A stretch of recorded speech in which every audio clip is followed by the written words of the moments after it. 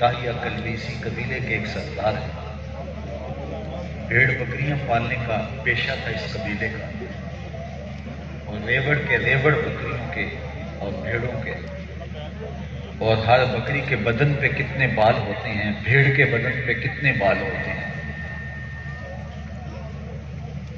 تو بھیڑ اور بکریوں کے بالوں سے زیادہ گنہگاروں کی بخشش کثرت کو بیان کرنا مقصود ہے کہ اللہ تعالیٰ جل شانہ اس بابرکت رات میں اپنی کرم نوازیوں اور اپنی رحمتوں کو اس قدر عام کر دیتا ہے کہ اس کی رحمتیں گنہگاروں کو ڈھونڈ ڈھونڈ کے جنت کے راستے پہ ڈال رہی ہوتی ہیں۔ چند بد نصیب ایسے ہیں کہ اللہ کی رحمتیں، اس کی کرم نوازیاں ان سے اعراض کرتی ہیں۔ ایک روایت میں آتا ہے کہ اہل ایمان کو بخش دیا جاتا ہے، کفار کو مہلت دے دی جاتی ہے، اور جو بدکار لوگ ہوتے ہیں، کینہ پرور لوگ ہوتے ہیں، ان کو ان کی حالت پہ چھوڑ دیا جاتا ہے۔ اگر توبہ کریں تو اللہ جل شانہ ان کو بھی معاف فرما دیتا ہے۔ مشرک کی بخشش اس مبارک رات میں نہیں ہوتی، مشاہد کی بخشش، کینہ پرور کی بخشش اس رات میں نہیں ہوتی۔ شراب کا عادی ہو یا بدکار، قطع رحمی کرنے والا ہو یا تکبر کی وجہ سے اپنی شلوار کو ٹخنوں سے نیچے لٹکانے والا، آج کی بابرکت اور مبارک رحمتوں سے، مبارک رات کی برکتوں اور رحمتوں سے محروم کر دیا جاتا ہے۔ محرومین کی فہرست اٹھائیں تو اس میں وہ بد نصیب بھی ملیں گے جو اپنے والدین کے نافرمان ہوتے ہیں۔ اللہ کی چھم چھم رحمتیں جو بندوں پہ برستی، وہ والدین کے نافرمانوں اور دیگر ان جرائم کے مرتکب لوگوں کو نصیب نہیں ہوتی۔ سب سے بڑا گناہ شرک ہے۔ شرک کی معافی نہیں ہے الا یہ کہ توبہ کیا جائے۔ اللہ قیامت کے دن معاف فرما دے گا سوائے مشرک،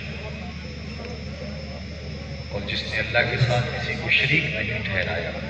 حضرت معاذ بن جبل رضی اللہ تعالیٰ عنہ فرماتے ہیں کہ میں حضور کے ساتھ تھا تو آقا کریم نے ارشاد فرمایا، اے معاذ بن جبل، بتاؤ اللہ کا بندوں پر کیا حق ہے اور بندوں کا اللہ پہ کیا حق ہے؟ میں نے کہا اللہ و رسولہ عالم، اللہ اس کے رسول خوب جانتے ہیں۔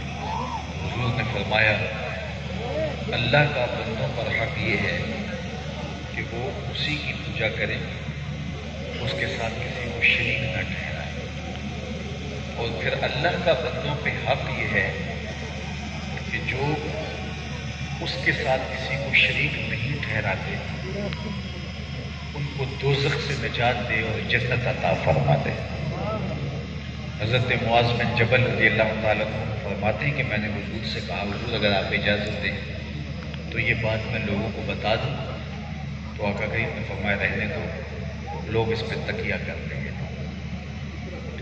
تو یہ اللہ کی رحمتوں کی فراوانی ہے کہ وہ اپنے بندوں کی مغفرت اور بخشش فرمانے والا ہے، لیکن مشرک کی مغفرت نہیں ہے۔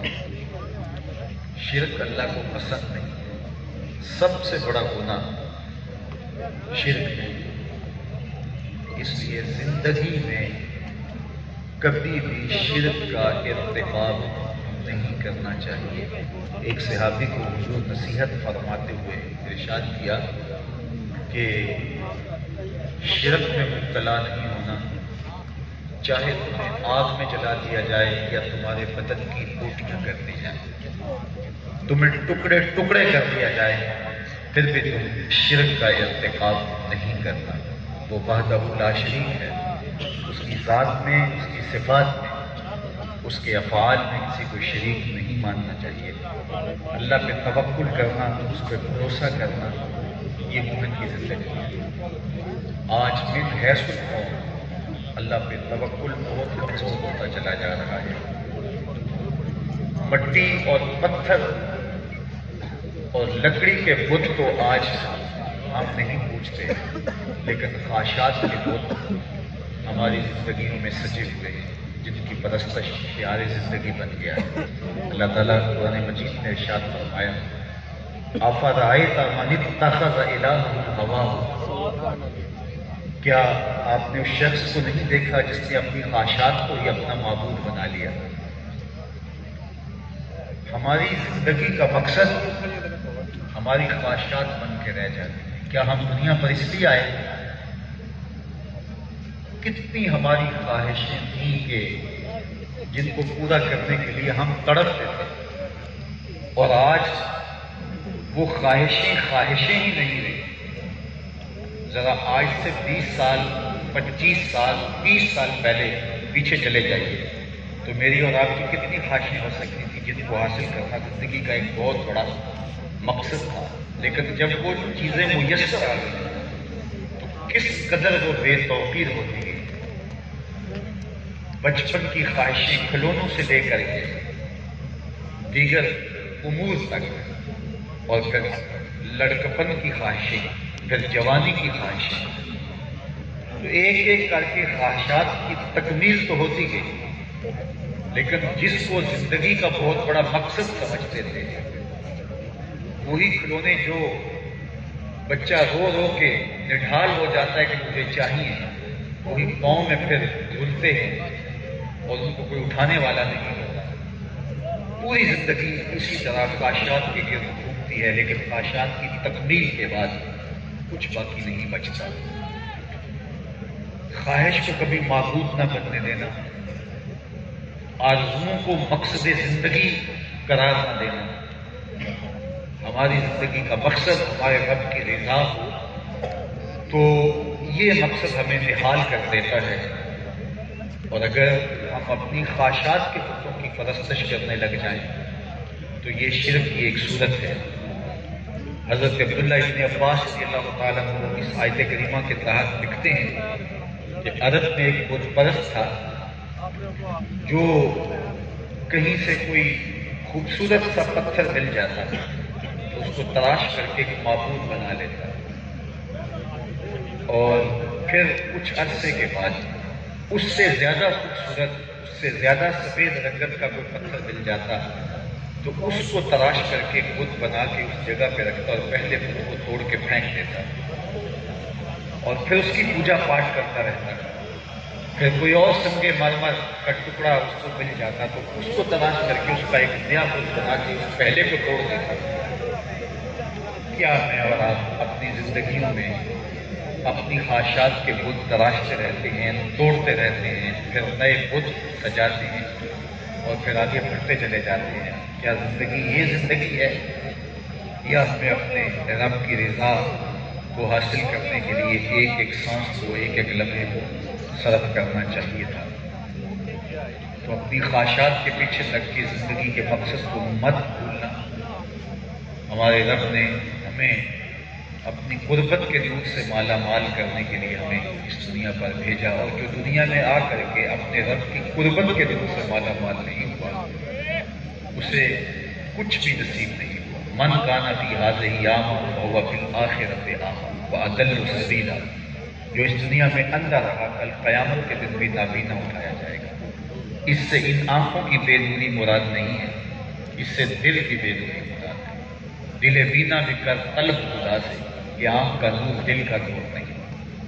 ساری زندگی خواہشات کے پیچھے سر پٹ پھوڑتے رہے، اور چھوٹی چھوٹی خواہشات نے ہمیں پگلا کر دیا، دیوانہ بنا دیا، مجنوں بنا دیا، اور جو مقصد زندگی تھا جس کے لیے ہم پیدا کیے گئے تھے، تخلیق کیے گئے تھے، اشرف المخلوقات بنائے گئے تھے، نیابت الہی کا تاج ہمارے سر پہ رکھا گیا تھا، اس مقصد کو ہم نے کبھی حاصل ہی نہ کیا، اور یہ ساری زندگی کی خواہشیں ادھوری رہ جاتی ہیں اور ہم یہاں سے چھوڑ کے پھر آگے بڑھ جاتے ہیں۔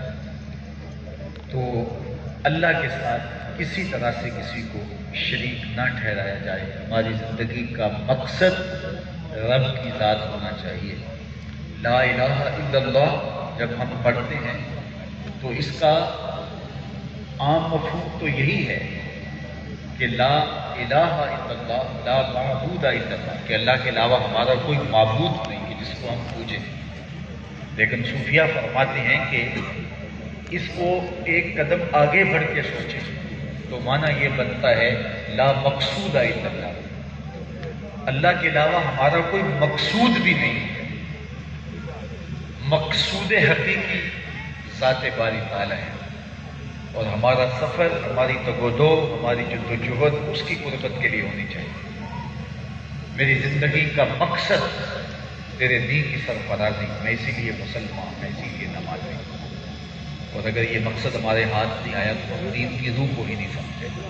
ان پتھروں اور اینٹوں کے پیچھے، ان لالا و گل کے پیچھے، ان رنگوں کی کائنات کے پیچھے، قد رانا اور زلف دراز کے پیچھے زندگی گوا دینے والے نہیں سمجھتے کہ حسن کے خالق کی تلاش بھی بندے کی زندگی کا معراج ہے، بندے کی زندگی کا کمال ہے.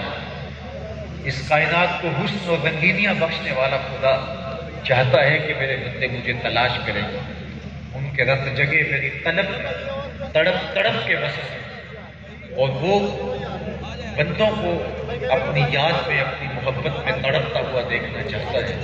اور وہ تڑپ ہی مقصود زندگی ہے، اور وہی مقصود حیات ہے. تو اللہ مقصود زندگی سمجھنے والا توحید کے نور سے مالا مال ہوتا ہے. اللہ کے علاوہ ہمارا کوئی اور مقصود ہو جائے تو وہ عبادت کا روپ بھی ہو، عبادت بھی کسی اور مقصود کے لیے کی جائے تو وہ اللہ کی عبادت نہیں کہلاتی. حتیٰ کہ شرک کے بعد جس چیز کو شرک اصغر کہا گیا وہ ریاکاری ہے. جو عمل اللہ کی رضا کے لیے نہیں کیا گیا، چاہے وہ اچھا عمل ہی کیوں نہ ہو، مقصود ہمارا اللہ کی رضا نہیں، وہ عمل صالح عمل ہونے کے باوجود صالحیت کے نور سے محروم ہے اور بارگاہ اس دن میں قابل قبول نہیں. اس سے کیا اچھا عمل ہو سکتا ہے؟ کوئی راہ دین کے اندر اپنی زندگی کے شب و روز بسر کر دے، کوئی خون پسینے کی کمائی لٹا دے، کوئی اپنی جان مار دے. لیکن حدیث پاک میں آتا ہے قیامت کے دن شہید کو بھی، سخی کو بھی، قاری قرآن کو ملایا جائے گا اور انہیں حکم ہوگا کہ ان کو جہنم میں ڈال دیا جائے. تو وہ قاری قرآن کہے گا مالک ساری زندگی تیرا قرآن سنایا، لوگوں تک تیرے پیغام، تیری دعوت کا ابلاغ شعار زندگی رہا. فرمایا جائے گا یہ سب کچھ تو نے اس لیے کیا کہ لوگ واہ واہ کریں، لوگ تیری عظمتوں کے قصیدے پڑھیں. وہ ہو گیا، اب تیرا آخرت میں کوئی حصہ نہیں ہے. فرشتوں کو حکم ہوگا اسے پکڑو، گھسیٹو اور جہنم کے گڑھے میں ڈال دو. مجھے اس کی عبادتوں کی ضرورت نہیں ہے جس کا مقصود میری ذات نہیں. سخی کو کہا جائے گا تو نے میرے لیے کیا کیا جب میں نے تجھے مال دیا؟ تو وہ کہے گا مالک خون پسینے کی کمائی تیری راہوں میں لٹائی، دکھیوں کے کام آیا، سسک کی انسانیت کا سہارا. فرمایا جائے گا اس لیے کہ لوگ کہیں کہ بہت سخی ہے اور لوگ تیری تحسین کریں، واہ واہ کے ڈونگرے برسائیں. سو ہو گیا، فرشتوں کو حکم ہوگا اس کو پکڑو اور جہنم میں ڈالو. شہید سے پوچھا جائے گا تو نے میرے لیے کیا کیا؟ تو وہ کہے گا مالک جان جیسی عطا عزیز تیری راہ میں بات دی، اس سے بڑھ کر اور کیا سرمایہ حیات ہے میرے پاس قربان کرنا. فرمایا جائے گا کہ تو نے اس لیے جان قربان کی کہ لوگ تیری بہادری کے جھنڈے اٹھائیں، تیرے نام کے پھریرے لہرائیں. بڑا بہادر، بڑا شجاع اور بڑا دلیر شخص تھا. سو وہ ہو گیا، تیری عظمتوں کے ترانے پڑے گئے، تیری رفتوں کے قصیدے گائے گئے. اب تیرا ٹھکانہ بھی جہنم ہے. ذرا ایک لمحے کے لیے میں اور آپ اپنے اندر اتر کے دیکھیں، ہم کھڑے کہاں ہیں، ہم ہوتے کون ہیں؟ اگر ہماری زندگی کا مقصد درست نہیں ہوتا، شہید جس نے اپنی جان وار دی،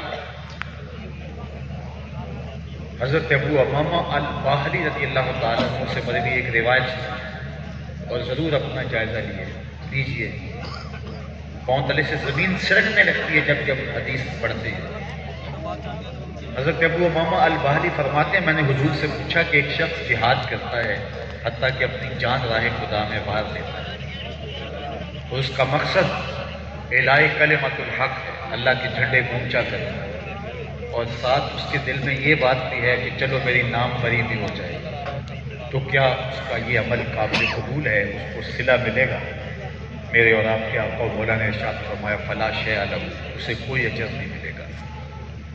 تو حضرت ابو امامہ الباہلی رضی اللہ تعالیٰ کو سمجھے شاید جو میں کہنا چاہ رہا تھا میں کہہ نہیں سکا، دوبارہ عرض، حضور اس کا مقصد اللہ کے دین کو سربلند کرنا، اعلاء کلمۃ الحق، دین کے جھنڈے کو اونچا کرنا تھا، لیکن بات ضمن میں یہ بھی تھی کہ چلو میری شہرت بھی تو ہوگی، ناموری بھی تو ہوگی، تو حضور نے فرمایا فلا شیء لہ، اسے کوئی اجر نہیں ملے گا۔ حضرت ابو امامہ الباہلی درس کے رہ گئے، تیسری بار پھر حضور اس کا مقصد اللہ کے دین کے جھنڈے کو اونچا کرنا، اعلاء کلمۃ الحق، اور اس کے لیے اس نے اپنی جان ماری، لیکن یہ بات ضمن میں تھی کہ چلو میری نام بری بھی تو ہوگی، شہرت بھی تو ہوگی۔ آقا کریم نے تیسری مرتبہ پھر فرمایا فلا شیء لہ، اسے کوئی اجر نہیں ملے گا، اور پھر فرمایا اللہ صرف اسی عمل کو قبول کرتا جو محض اس کے لیے کیا جائے۔ اب ایک لمحے کے لیے رک کے میں اگر چنکی جگہ پہ بیٹھا ہوں، میں بھی اپنے آپ کو دیکھوں، اور آپ پنڈال میں بیٹھے ہیں، آپ بھی اپنے آپ کو دیکھیں، اس حدیث کو ذہن میں رکھ کے اپنی نمازوں کا وزن بھی کریں، اپنے روزے بھی تولیں، اپنی شجاعتوں کے قصے اور کہانیاں ان کا بھی وزن کریں، وہ نیکیاں جس پہ کبھی ناز پیدا ہو جاتا ہے وہ بھی پلڑے میں ڈالیں، وہ واعظ، وہ تقریریں، وہ خطبے، سب کچھ ایک پلڑے میں ڈال کر کے حضور کا یہ فرمان جو حضرت ابو امامہ الباہلی کے ذریعے سے ہمارے تک پہنچا، ایک پلڑے میں یہ ڈال کر کے پھر دیکھیں کہ ہم کھڑے کہاں ہیں۔ حضرت معاذ بن جبل رضی اللہ تعالی عنہ حضور کے روضہ انور کے پاس بیٹھ کر کے رو رہے تھے، حضرت عمر گزرے، کہا معاذ کیا ماجرا ہوا، کیوں رو رہے ہو؟ کہا صاحب مزار کا ایک فرمان یاد آ گیا جس نے مجھے رلا دیا۔ کہا وہ کیا فرمان ہے، ہمیں بھی تو سناؤ۔ حضرت معاذ بن جبل رضی اللہ تعالیٰ عنہ فرماتے ہیں ایک دن حضور نے فرمایا تھا کہ تھوڑی سی ریا بھی شرک، وہ فرمان یاد آ گیا، تھوڑی سی ریا بھی شرک۔ علماء نے کہا کہ کالے کمبل پر کالے رنگ کی چمٹی چلے اور رات کی ظلمت میں شب دیجور کے اندھیرے میں چلے تو وہ چلتی ہوئی دکھائی نہیں دیتی، اس کی چال اتنی باریک ہوتی ہے، ریا کی چالیں اس سے بھی زیادہ باریک ہیں۔ بہت کچھ ہم سمجھتے ہیں کہ ہمارا سرمایہ اکٹھا ہوا ہے، لیکن ریا نے سب کچھ برباد کر دیا ہوتا ہے۔ براہیمی نظر لیکن بڑی مشکل سے ملتی ہے، ہوس چھپ چھپ کے سینوں میں بنا لیتی ہے تصویریں۔ آئیے میں اور آپ اپنی زندگی کا جائزہ لیں اور آج کی رات ہاتھ پھیلا کے مالک کے حضور اپنے گناہوں کی معافی مانگیں اور عرض کریں مالک شرک اصغر ہو یا شرک اکبر، ہم تیری پناہ میں آنا چاہتے ہیں، ہم بچنا چاہیں تو نہیں بچ سکتے، تیرا کرم ہمارا ہاتھ پکڑے تو ہمیں بچا سکتا ہے، ورنہ نفس اتنا تگڑا اور اتنا ڈاڈا ہو گیا ہے کہ ہمارے یہ کہ عمل برباد کر دیتا ہے۔ کیتی کتری پئی خوب محمد تے سکہ بنے ہزار، مشرک کی بخشش اس مبارک رات میں نہیں ہوتی۔ دوسرا شخص مشاہد، کینہ پرور، بغض، کینہ، نفرت جس کے سینے میں بھرا ہوا ہے، لوگوں کے لیے اس کا سینہ کشادہ نہیں، ہر وقت آتش انتقام اور غیظ و غضب کی آگ بھڑکتی رہتی ہے، جس سے آپ بدلہ لینے کی طاقت نہیں رکھتے، اس کو نقصان پہنچانے کے لیے دن رات کوشاں رہے، منصوبہ سازی چلتی رہے اور اس کو اذیت دینے کے درپیر ہیں تو یہ کینہ ہوتا ہے۔ حضرت امام غزالی علیہ الرحمہ نے لکھا ہے اس بیماری کو اگر دور نہ کیا جائے تو کینے سے 8 اور بیماریاں پیدا ہو جاتی ہیں جو انسان کے باطنی نظام کو بگاڑ کے رکھ دیتی ہیں۔ کیمیائے سعادت کے اندر اس بات تفصیل سے گفتگو کی، کہا حسد بھی شاخسانہ کینے کا ہے، تو اپنے سینے کو بے کینہ کرنے کی کوشش کیجیے اور اس کا طریق یہ ہے کہ معاف کر دیجیے۔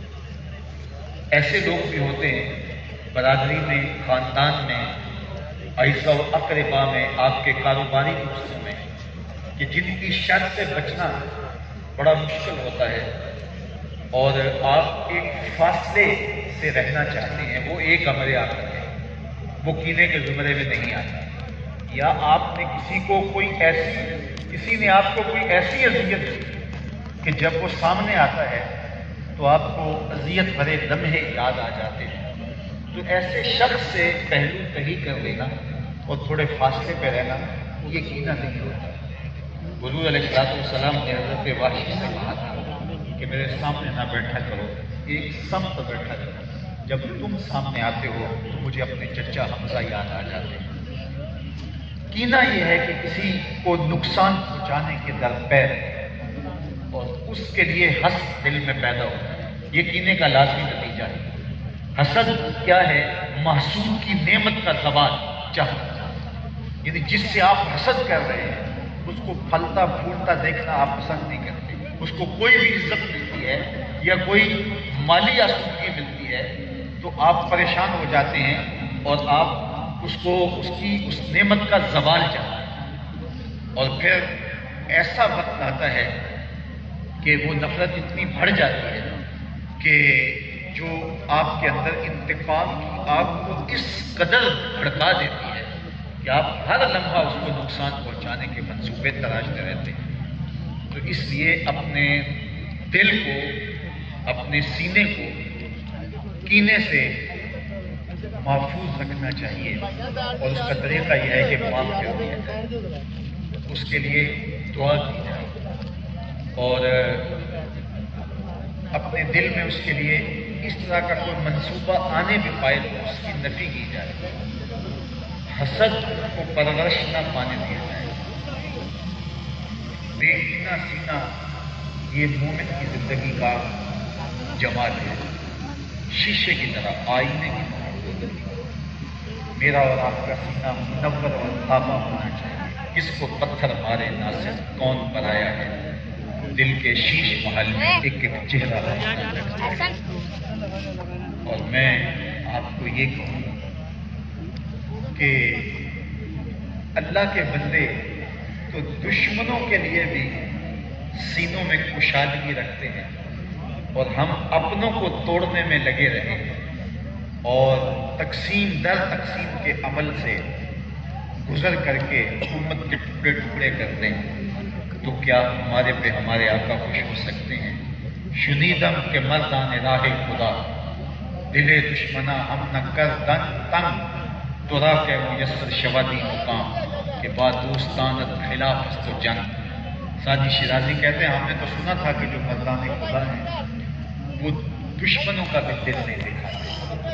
تو کیسا صوفی ہے، تو کیسا مولوی ہے، تو کیسا پیر ہے، تو کیسا مسلمان ہے کہ تو اپنوں کے خلاف جنگ کی آگ بھڑکا رہی ہے اور نفرت کے الاؤ نے جلائے اور گلی گلی نفرت اور جو ہے وہ مشقت و افراد، تفریق اور اختلاط کے آگ لگ رہی ہے۔